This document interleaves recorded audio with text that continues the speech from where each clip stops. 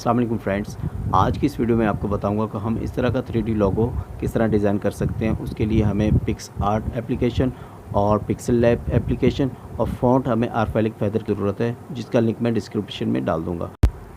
Video को आखिर तक देखिएगा।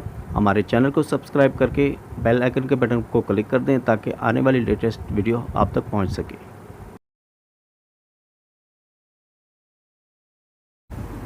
पिक्सआर्ट पे क्लिक करेंगे। पिक्सआर्ट पे क्लिक करने के बाद हम जमा के निशान पे क्लिक करेंगे।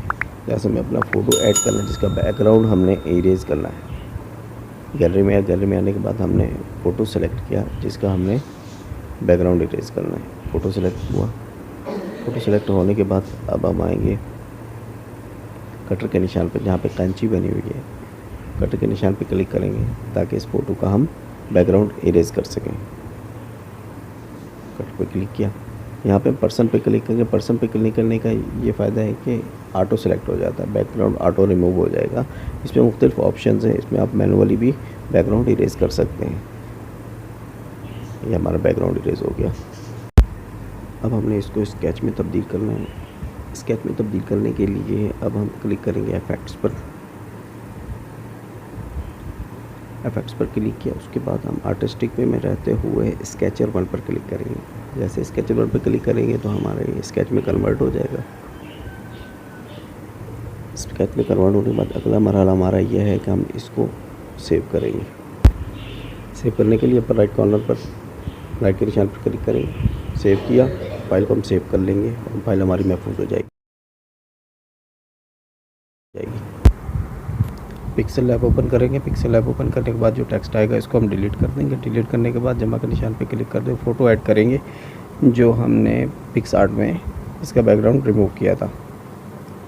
फ़ोटो हमने सेलेक्ट कर लिया।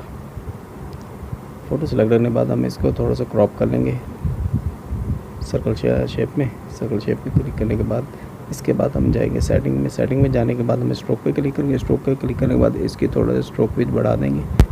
ओके पे क्लिक करके विथ सेट कर लेंगे। उसके बाद रिलेटिव पोजीशन पे आके इसको दरमियान में कर लेंगे। फिर इसको हम एक कॉपी लेंगे। कॉपी लेने के बाद फिर हम इसको रिलेटिव पोजीशन पर के इसको भी मिड में कर देंगे, बिल्कुल दरमियान में कर दें। उसके बाद मार्च पे क्लिक करके दोनों को मार्च कर लेंगे। ओके पे क्लिक कर देंगे।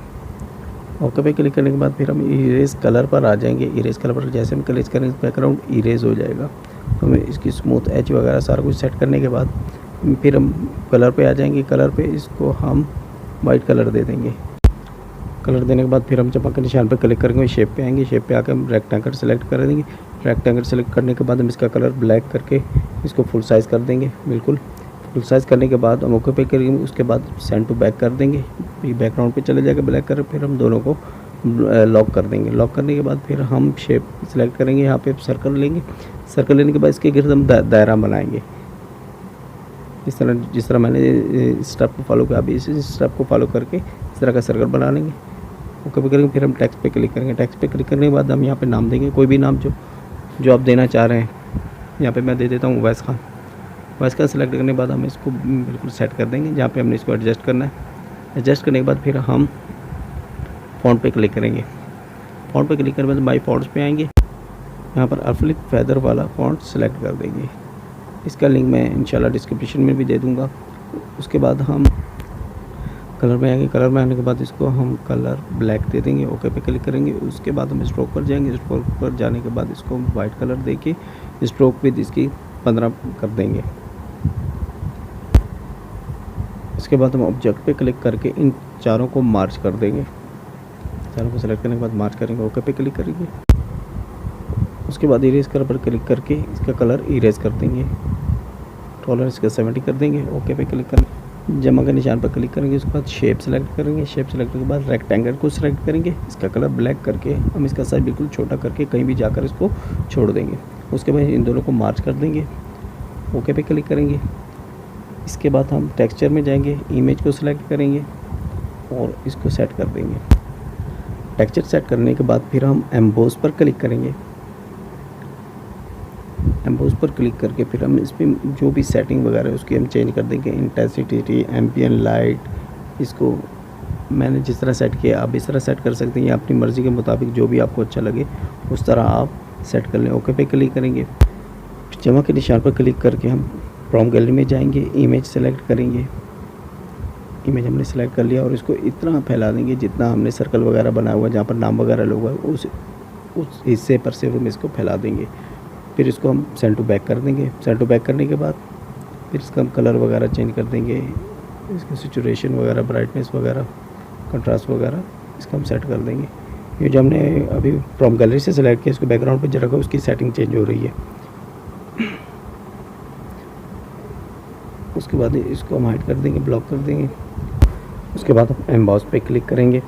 एम्बॉस पे क्लिक करने के बाद इसकी intensity, ambient light, specular hardness और बेवल वगैरह चेंज करेंगे। ये सारी सेटिंग करने के बाद ओके पे क्लिक करेंगे। उसके बाद हम 3D शेप पर क्लिक करेंगे। 3D शेप पर क्लिक करने के बाद उसको इनेबल करेंगे। इसकी जो डेप्थ वगैरह, डेप्थ कलर है, जो भी सेटिंग है इसकी वगैरह आप अपने हिसाब से चेंज कर लेंगे। मैंने अपने हिसाब से चेंज किया। इसको सेट कर लेने के बाद फिर हम इसको ओके पे क्लिक कर देंगे। यार उसके बाद ये हमारा तकरीबन प्रोजेक्ट मुकम्मल हो गया। इसके बाद हमारा आएगा सेविंग का मरहला। इसको हमने कैसे सेव करना है, कहाँ से सेव करना है। सेव एज इमेज पे क्लिक करेंगे। यहाँ पे क्वालिटी को बिल्कुल अल्ट्रा कर देंगे।